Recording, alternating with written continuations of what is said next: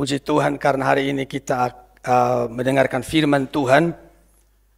Ini khutbah seri Paskah yang terakhir karena nanti hari Kamis kita akan mengadakan kebaktian memperingati kenaikan Tuhan Yesus ke sorga.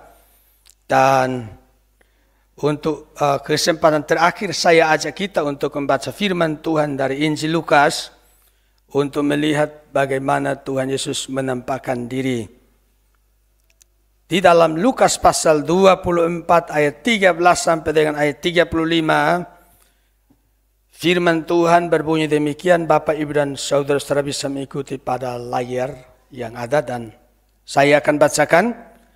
Lukas 24 ayat 13 sampai dengan ayat 35.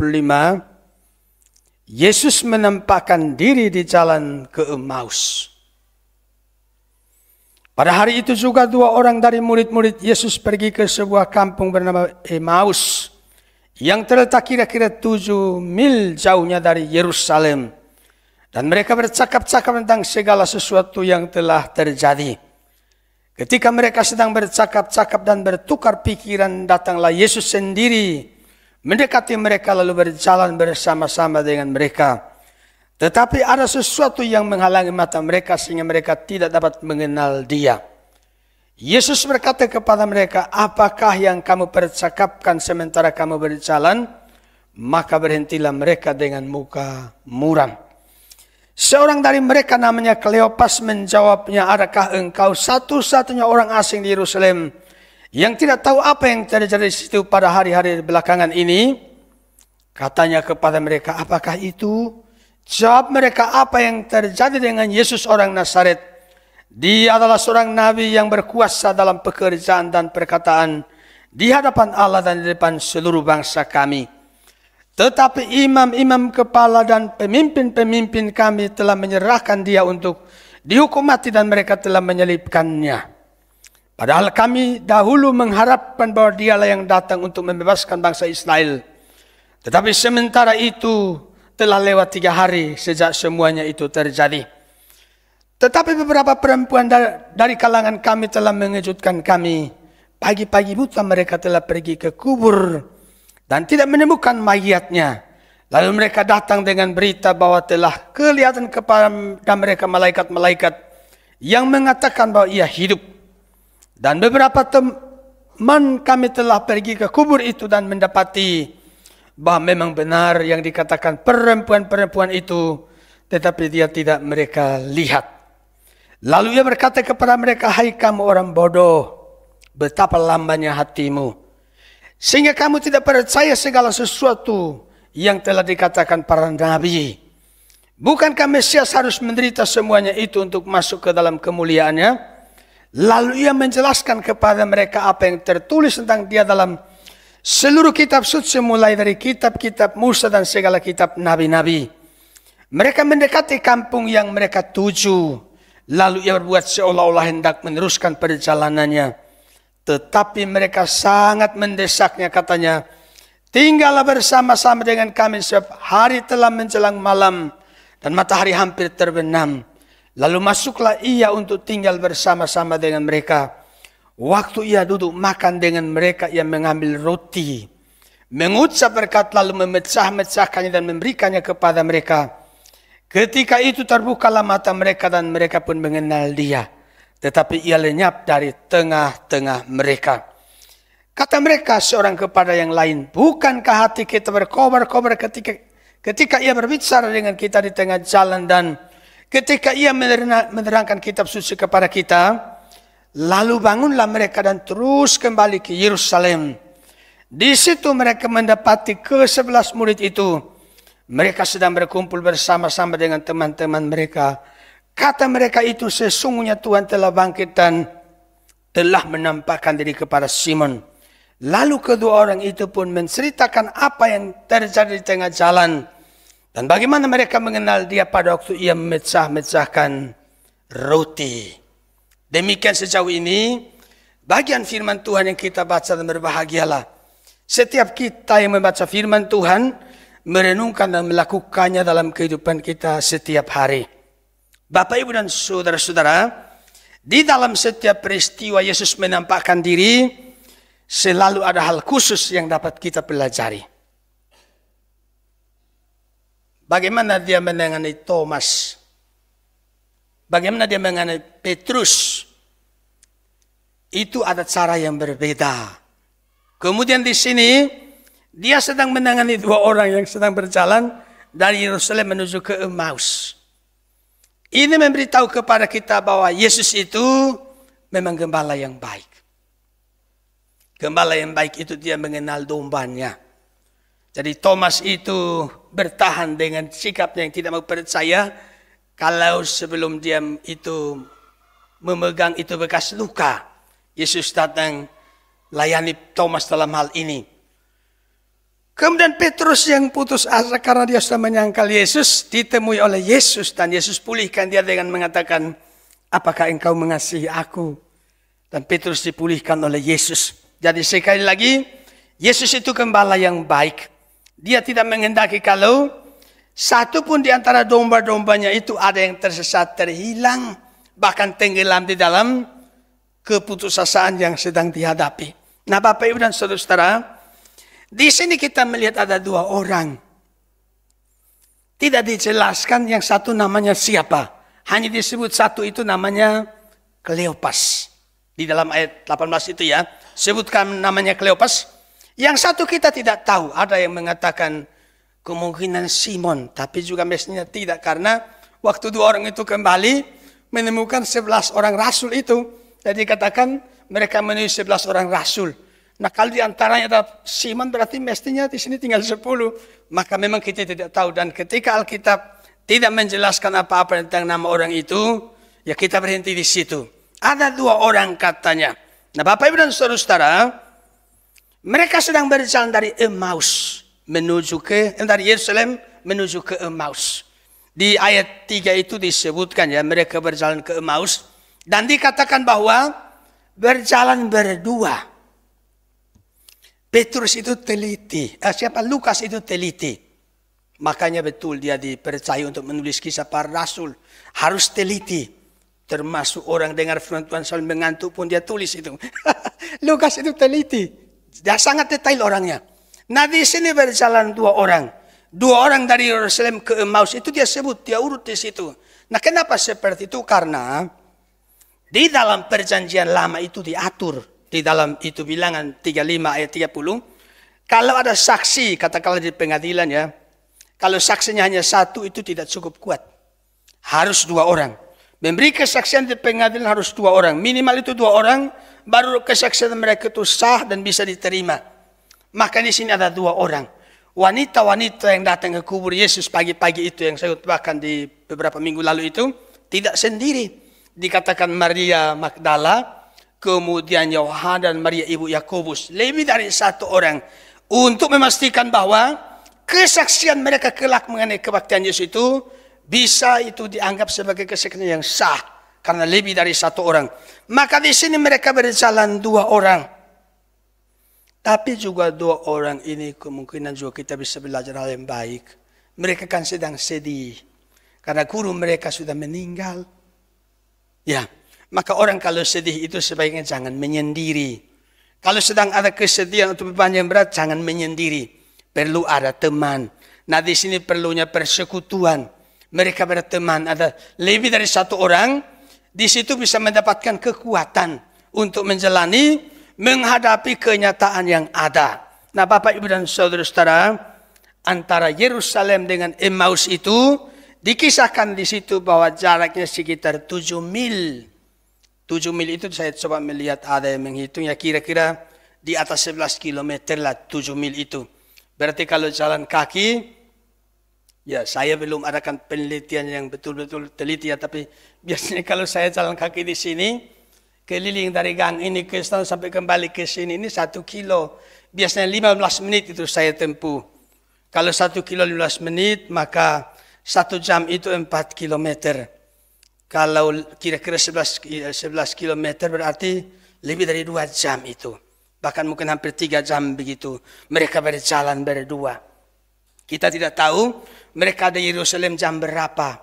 Tapi katanya mau tiba di Emmaus di tempatnya mereka tuju itu sudah hampir malam itu. Ya toh?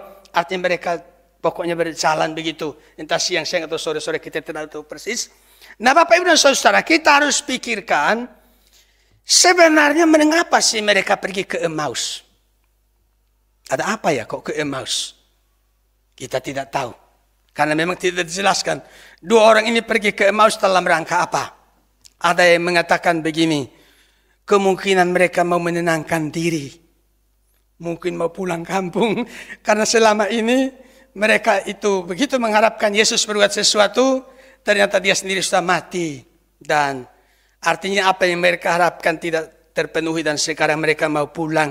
Ya, mau menenangkan diri, maka kemudian juga mungkin ada yang mengatakan barangkali mereka mau datang ke rumah teman. Mungkin mereka ada teman atau ada siapa di sana mereka mau datang ke sana. Bapak Ibu dan Saudara, mari kita lihat di sini, waktu mereka sedang berjalan, ya, dikatakan di sini di ayat 14 mengatakan mereka bercakap-cakap tentang segala sesuatu yang terjadi. Jadi jalan berdua itu tidak sambil diam-diaman, sini diam, sana diam, pokoknya jalan, tidak. Katanya itu mereka sambil ngobrol, sambil bercakap-cakap. Nah, lalu apa yang mereka percakapkan? Nanti kita akan lihat di sini. Mereka tidak sedang bercakap-cakap, maaf ya, tidak ngerasani orang lain, atau bicarakan keburukan orang lain, atau bicarakan kejelekan orang lain. Mereka sedang bicara mengenai apa yang terjadi seputar peristiwa penyaliban daripada Yesus Kristus. Nah, saat mereka sedang itu bercakap-cakap, ayat 15 mengatakan bahwa ketika mereka sedang bercakap-cakap dan bertukar pikiran, datanglah Yesus mendekati mereka, lalu berjalan bersama-sama dengan mereka. Yesus kok tahu ya, dua orang itu sore-sore pergi ke Emmaus. Dia kok tahu ya bisa datang terus tiba-tiba gabung dengan mereka. Ya, dia sendiri datang terus menggabungkan diri. Maka ada yang menafsir mengatakan bahwa orang-orang yang membicarakan tentang Tuhan, Tuhan ada di situ bersama dengan mereka. Yesus pernah bilang, di mana 2-3 orang berkumpul dalam namaku, di situ aku ada di tengah-tengah mereka. Pada bagian yang lain Yesus katakan, berbahagia orang yang haus akan kebenaran karena mereka akan dipuaskan.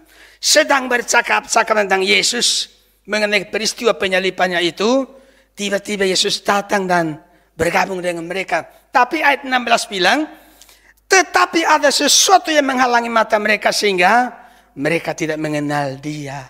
Jadi kenapa mereka tidak mengenal Yesus yang bergabung dengan mereka? Karena katanya ayat itu bilang ada sesuatu yang menghalangi mata mereka. Saya lihat memang Yesus sengaja untuk mengkondisikan itu supaya mereka tidak mengenal dia dulu. Karena ada hal yang harus dibicarakan. Maka Bapak dan Saudara, betul-betul di sini kita lihat Yesus sangat teliti di dalam menangani umatnya. Ya. Nah, nanti baru di ayat 31, baru di situ dikatakan begini. Terbukalah mata mereka dan mereka pun mengenal dia. Jadi mulai ayat 16 itu, Yesus sudah gabung, tapi ada sesuatu yang menghalangi mereka, sehingga mereka tidak mengenal Yesus. Tapi nanti di ayat 31 katanya, terbukalah mata mereka dan mereka pun mengenal dia. Jadi ada prosesnya. Nah, Yesus bilang begini waktu gabung dengan mereka. Yesus bilang begini, ayat 17. Yesus berkata kepada mereka, apa yang kamu percakapkan sementara kamu berjalan? Kira-kira kalau bahasa kita itu, kalian ngobrol apa sih? Sedang bahas apa sih sambil jalan-jalan begini? Ya, Yesus tanya mereka seperti itu, lagi ngomong apa? Nah Bapak Ibu dan Saudara-saudara, Yesus bertanya begini bukan karena dia tidak tahu. Bukan untuk mencari informasi, bukan.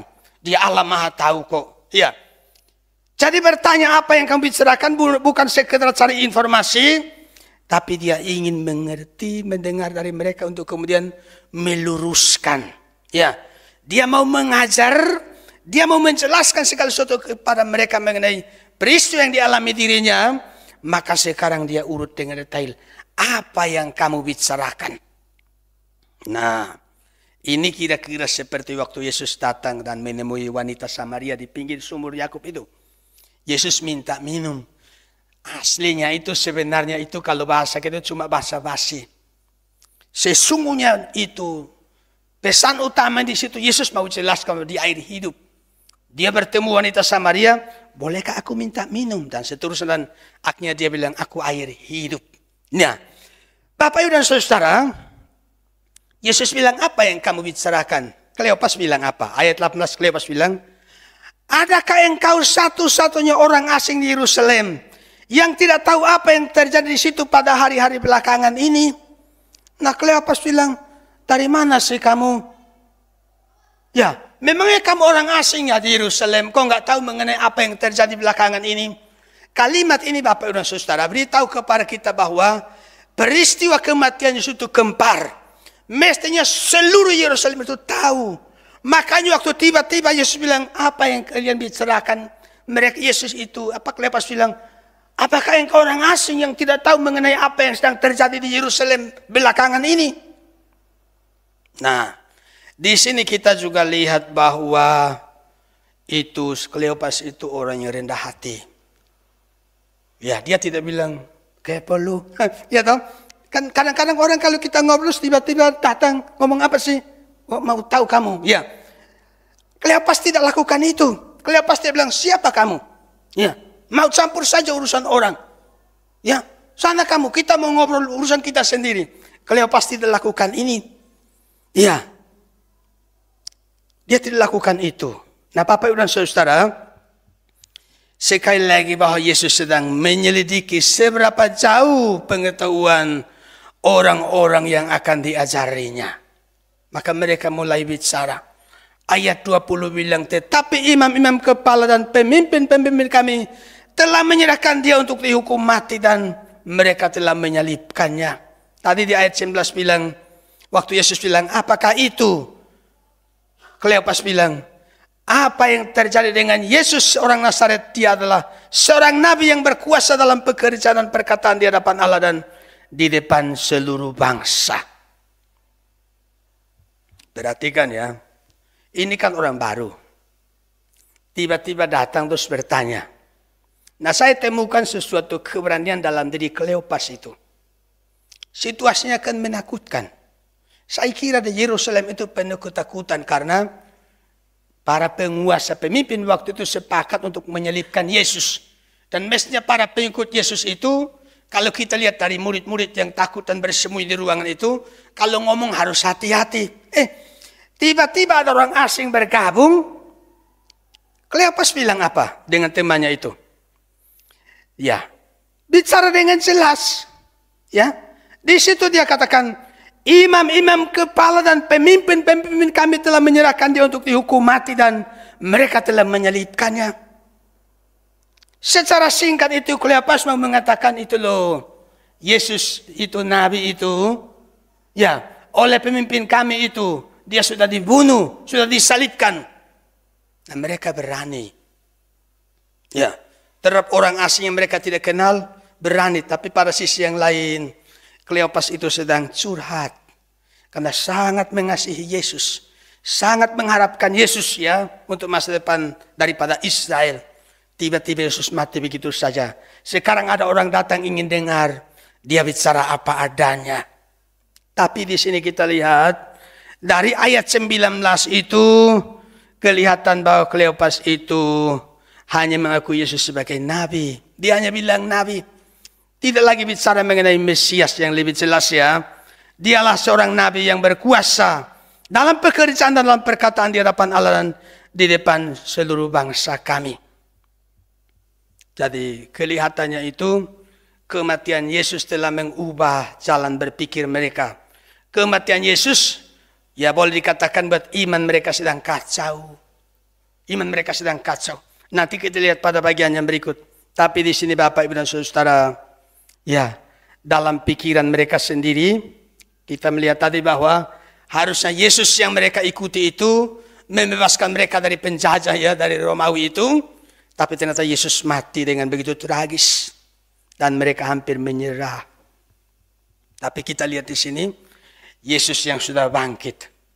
Yang sudah menikmati pemuliaan ya, dimuliakan. Dia masih peduli dengan muridnya. Ya. Murid-murid yang nyaris kehilangan imannya. Yesus datang. Ya, Yesus datang. Mendekati mereka. Bicara dengan mereka.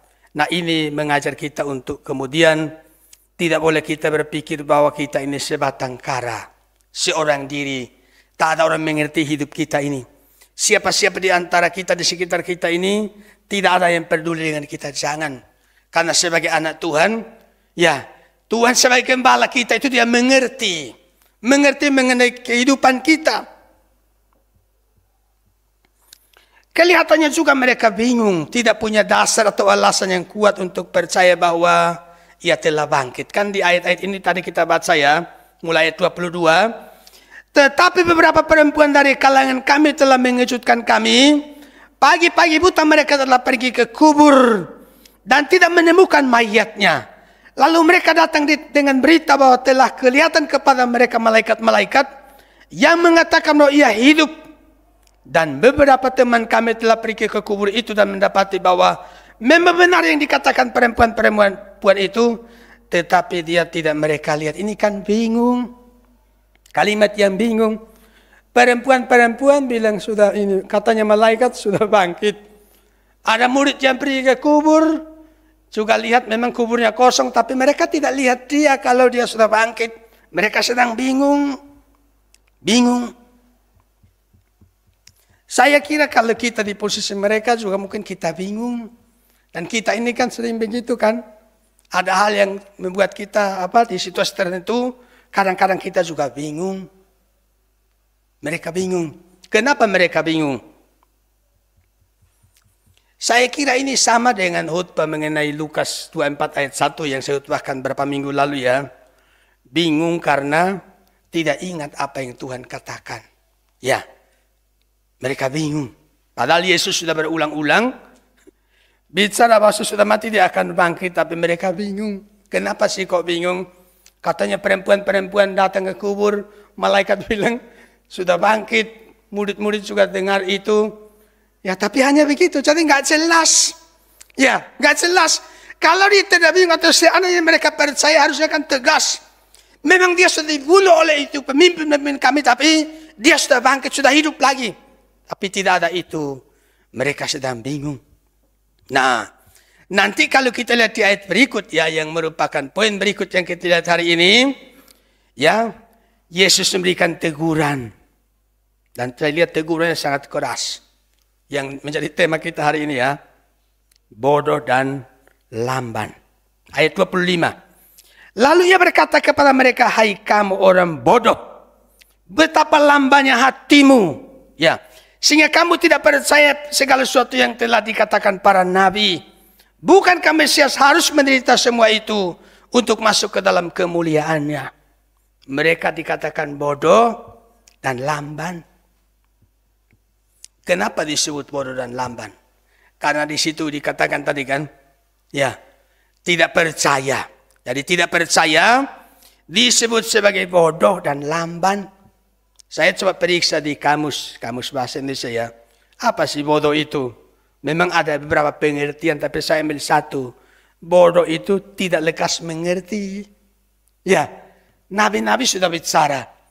Yesus juga pernah mengajar, sesudah mati dia akan bangkit. Mereka tidak percaya. Bahkan yang terbaru itu loh.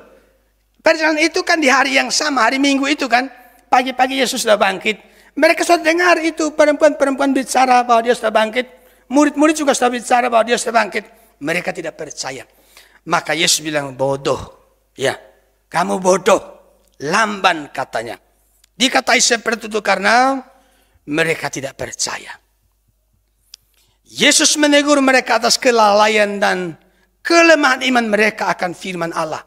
Yang sudah dinyatakan dalam kitab suci ya. Nah, teguran ini keras. Dia sampai katakan, hai kamu orang bodoh. Dia bicara begitu. Dengan tegas. Jadi, mari kita renungkan poin ini. Yesus bilang kamu bodoh. Kepada yang tidak percaya. Jadi yang tidak percaya firman Tuhan itu, menurut Yesus itu orang bodoh. Waktu saya renungkan bagian ini, saya berpikir begini. Perhatikan ya. Jadi kita yang suka khawatir. Kenapa khawatir? Karena tidak percaya kan? Betul ya? Kita yang suka khawatir, Yesus katakan kita itu bodoh. Bagaimana? Selama ini ada yang khawatir? Atau ada yang sedang khawatir hari ini? Mari dengarkan Tuhan. Tuhan katakan, kalau tidak percaya firman Tuhan yang dinyatakan dalam kitab suci, Yesus bilang kamu bodoh katanya. Makanya di tahun ini kan kita disediakan tema objek gereja kan. Percayalah kepadanya setiap waktu. Ya terserah. Situasinya seperti apapun. Entah menyangkut kesehatan kita, menyangkut pekerjaan kita, masa depan kita dan sebagainya. Situasinya seperti apapun. Ya.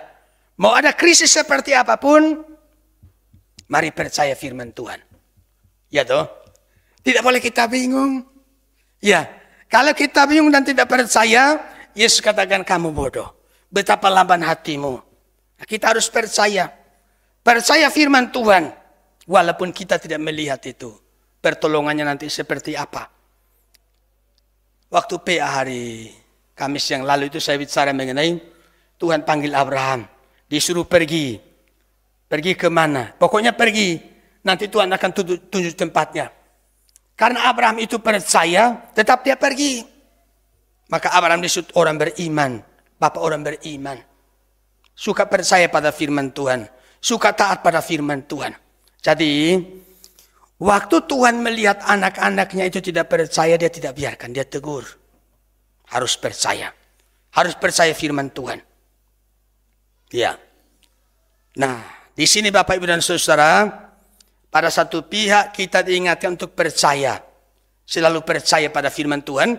Pada pihak yang lain, kita harus lihat bahwa Tuhan posisikan kita sebagai orang yang bisa menolong orang-orang di sekitar kita supaya mereka juga percaya. Minimal sebagai orang tua, bahwa anak-anak kita percaya pada Tuhan. Amin. Ingatkan mereka supaya percaya pada Tuhan. Cucu-cucu kita itu. Bahwa mereka supaya percaya pada Tuhan. Ya. Tuhan berikan teguran. Saya lihat itu tegurannya keras. Tapi begini. Kleopas dengan temannya itu rendah hati. Ceritanya kan mereka tidak kenal siapa orang ini kan. Tidak kenal siapa. Tiba-tiba bilang, bodoh kamu. Bisa berkelahi atau enggak? Ngomong apa kamu? Mereka tidak lakukan itu. Rendah hati mereka. Mereka rendah hati. Ditegur, kamu bodoh. Hati memang lamban. Tapi mereka tidak kemudian, awas kamu pergi. Jauh dari kami. Datang bilang kami ini bodoh. Kleopas dengan temannya tidak seperti itu. Ya. Maka Yesus sesudah tegur mereka kemudian dia memberi penjelasan. Ayat 27 mengatakan, lalu ia menjelaskan kepada mereka apa yang tertulis tentang dia dalam seluruh kitab suci mulai dari kitab-kitab Musa dan segala kitab nabi-nabi. Dia bilang kamu bodoh, betapa lamban hatimu. Sekarang dia kasih penjelasan. Di dalam kitab Musa mulai Kejadian dan kitab para nabi itu bicara mengenai penderitaan Yesus, kematian Yesus ya, dan kebangkitan Yesus. Yesus jelaskan sedemikian rupa. Ya, untuk membawa mereka mengerti, ya, mengerti. Yesus mengikatkan ajarannya kepada kitab Musa dan kitab para nabi. Yesus mau menegaskan bahwa kitab Musa, kitab para nabi itu betul-betul firman Tuhan. Kan ada gereja yang hanya terima perjanjian baru. Perjanjian lama mereka tidak terima.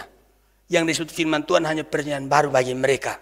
Ya, tapi kan kalau melihat dari apa yang Yesus katakan di sini, berarti seluruh perjanjian lama baik kitab Musa, kitab para nabi itu adalah firman Tuhan. Kan Yesus pun dalam bagian lain sering mengutip itu perjanjian lama bukan? Ya, menegaskan bahwa apa yang tertulis dalam kitab Musa dan kitab para nabi itu adalah firman Tuhan. Nah, Bapak Ibu dan Saudara, sesudah dia jelaskan firman Tuhan pada mereka, ya, sekarang kita lihat bahwa Yesus tidak berhenti di situ. Ya, bagian terakhir ini, Yesus buktikan ia bangkit dan mengubah keadaan mereka. Mulai ayat 28 itu, saya baca. Di situ dikatakan begini. Mereka mendekati kampung yang mereka tuju, lalu ia berbuat seolah-olah hendak meneruskan perjalanannya. Jadi sudah dekat tempat yang dituju, Yesus berbuat seolah-olah dia mau jalan terus. Ya, dia kondisikan supaya dia diundang. Ya toh, makanya seperti sudah datang ke rumah Sakeus. Coba pikirkan, siapa undang siapa itu? Yang punya rumah Sakeus. Sakeus undang Yesus atau Yesus undang Sakeus? Kan Yesus yang bilang, turun Sakeus, aku mau ke rumahmu. Jadi siapa undang siapa? Yang punya rumah siapa? Ya, jadi kadang-kadang Yesus kondisikan begitu untuk kemudian bawa orang yang dia pilih itu untuk lalu menerima dia. Dia membuat seolah-olah mau teruskan perjalanan. Sampai kemudian mereka ajak dia untuk jangan teruskan perjalanan. Ayat 29 bilang, tetapi mereka sangat mendesaknya, katanya, tinggallah bersama-sama dengan kami. Setiap hari telah menjelang malam dan matahari hampir terbenam. Lalu masuklah ia untuk tinggal bersama-sama mereka. Mereka bilang, ayo tinggal bersama kami. Sudah malam ini, matahari mau tenggelam ini. Ya, mereka mohon dan katanya, sesudah masuk ke ayat 30 bilang, waktu ia duduk makan dengan mereka, ia mengambil roti, mengucap berkat, lalu memecah-mecahkan roti itu, kemudian berikan kepada mereka. Ada yang mengatakan ini perjamuan kudus, tapi sebenarnya tidak. Itu makan roti biasa sebenarnya. Pecahkan roti kemudian berikan pada mereka. Nah sebenarnya tubuh kebangkitan Yesus tidak butuh makanan. Tapi demi murid-muridnya dia lakukan itu. Ya, maka ayat 31 mengatakan, ketika itu terbukalah mata mereka dan mereka pun mengenal dia. Tetapi ia lenyap dari tengah-tengah mereka. Misinya berhasil. Misinya Yesus berhasil. Tiba-tiba dia gabung dengan mereka, jalan-jalan, ngobrol-ngobrol, ajari mereka firman Tuhan. Ya, sekarang buat mereka untuk mengenal dia. Sekarang mereka sudah mengenal Yesus. Mereka sudah kenal. Jadi, ya, mereka sudah tahu dia bangkit. Mereka bersukacita ya. Ayat 32 bilang, kata mereka seorang kepada yang lain, bukanlah hati kita berkobar-kobar ya. Ketika ia berbicara dengan kita di tengah jalanan, ketika ia menerangkan kitab suci kepada kita. Jadi, Yesus jelaskan firman Tuhan.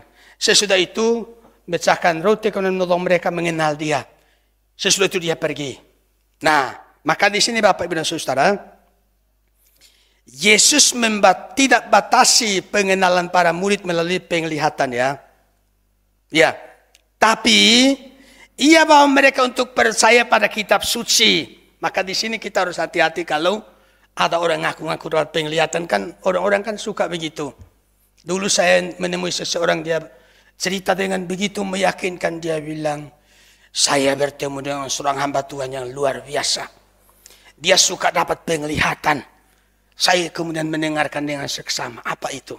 Dia bilang begini, hamba Tuhan saya itu, waktu dia berdoa kemudian Tuhan perlihatkan diri padanya, Tuhan bicara padanya bahwa Tuhan akan datang segera. Sebentar lagi Tuhan akan datang. Saya dalam hati, Allah, kalau itu Alkitab sudah catat. Kita paham bilang, Yesus katakan aku datang segera. Kenapa harus dibungkus dengan dapat penglihatan? Tuhan bilang aku datang segera. Itu penipu, itu bohong itu. Ya. Jadi Yesus sebelum buat mereka betul-betul mengenal dia di situ, dia ajari mereka dengan firman Tuhan. Ya, supaya mereka mengerti firman Tuhan. Dan Thomas katakan, Yesus katakan pada Thomas, berbahagialah engkau. Engkau percaya karena engkau melihat, tapi berbahagialah mereka yang percaya walaupun mereka tidak melihat. Lalu apa yang mereka lakukan? Ayat 33 bilang, lalu bangunlah mereka dan terus kembali ke Yerusalem. Pulang mereka. Ini pagi, siang, atau malam? Sudah malam. Tadi mereka ajak, Yesus bilang apa? Ayo tinggal bersama kami, sudah malam. Maksudnya apa? Kalau sudah malam jangan jalan-jalan, kan begitu toh? Tapi sesudah mereka kenal Yesus, apa yang mereka lakukan? Lalu bangunlah mereka dan terus kembali ke Yerusalem. Tidak pakai tidur lagi, langsung pulang. Malam-malam loh itu. Jalan kaki berapa jam tadi? Lebih dari 2 jam itu jalan kaki itu dari Emmaus ke Yerusalem. Jalan mereka. Betapa senangnya. Ya toh, betapa senangnya bertemu dengan Yesus. Bisa lihat Yesus yang bangkit itu senang sekali. Mereka pulang ke Yerusalem walaupun malam-malam. Sesudah sampai di sana apa yang mereka lakukan? Langsung cerita. Mereka cerita kepada rasul-rasul itu. Kasih tahu bahwa Yesus sudah bangkit. Ya, beritakan bahwa Yesus sudah bangkit. Jadi Bapak Ibu dan Saudara, kita lihat di sini bahwa orang-orang yang nyaris putus asa. Orang-orang yang kehilangan pengharapan karena Yesus sudah mati. Yang oleh disebut sebagai bodoh dan lamban. Mereka dipulihkan oleh Tuhan. Amin. Jadi begini, maaf ya, kalau ada orang yang menurut kita bodoh dan lamban, perlu dibuang? Jangan. Mereka bodoh dan lamban, Yesus bilang, saya pecat kalian jadi pengikutku. Sia-sia. Selama ini sudah kuajari, nggak ada gunanya. Sekarang kamu saya pecat jadi pengikutku, jadi muridku. Kamu nggak boleh sebut namaku lagi. Yesus tidak lakukan itu. Yang bodoh, yang lamban. Dituntun dengan pelan-pelan, diajari firman Tuhan. Yesus perlihatkan diri kemudian. Sekarang mereka berubah dan justru semangat untuk beritakan mengenai Yesus. Nah, maka di antara kita kalau misalnya dalam hidup ini ada sesuatu yang membuat kita nyaris untuk putus asa, kehilangan pengharapan. Mari perhatikan bahwa Yesus yang bangkit itu, dia peduli dengan kita. Dia mau menolong kita, mau memulihkan kita. Karena itu apapun yang terjadi, jangan biarkan diri tenggelam dalam keputusasaan. Saya ada ambil foto satu toko, mungkin bisa ditampilkan ada satu foto di situ. Nah ini, namanya siapa ya? Thomas Alva Edison. Nah saya membaca kisahnya orang ini, katanya begini. Waktu dia usia 4 tahun katanya agak tuli dan bodoh saya di sekolah. Agak tuli terus bodoh. Ya, dia pulang ke rumah dari sekolah itu membawa satu kertas dari gurunya untuk mamanya. Ibu guru tulis begini. Panggilannya Tommy waktu itu. Dia bilang, Tommy anak ibu sangat bodoh. Kami minta ibu untuk mengeluarkannya dari sekolah. Suruh keluarkan karena bodoh. Katanya ibu itu terhenyak membaca surat itu. Namun ia segera membuat tekad yang teguh. Anak saya Tommy bukan anak bodoh. Saya sendiri akan mendidik dan mengajar dia. Nah, jadi Tommy kecil itu yang adalah Thomas Alva Edison yang kita kenal sekarang ya. Salah satu penemu besar ya di dunia ini. Ya, dia hanya bersekolah sekitar 3 bulan. Dan secara fisik agak tuli katanya. Namun itu semua ternyata bukan penghalang untuk terus maju. Siapa yang sebelumnya menyangka bahwa anak kecil yang bodoh sampai diminta keluar dari sekolah akhirnya bisa menjadi seorang jenius? Ya, ternyata ibunya itu penentunya. Ya, tidak menyerah begitu saja dengan pendapat pihak sekolah mengenai anak yang divonis sebagai anak bodoh. Ya. Mari kita lihat, setan akan berusaha untuk mengurung kita dengan segala keterbatasan yang kita hadapi dalam hidup ini. Tapi perhatikan, Yesus yang bangkit, dia berkuasa untuk memulihkan. Yesus yang bangkit berkuasa untuk buka jalan. Karena itu, tetaplah berpengharapan pada Yesus. Perhatikan firman Tuhan, imani firman Tuhan, percayai firman Tuhan, yakinlah. Yesus yang bangkit tidak biarkan dia pasti menolong kita. Kiranya Tuhan berkati kita semua. Amin.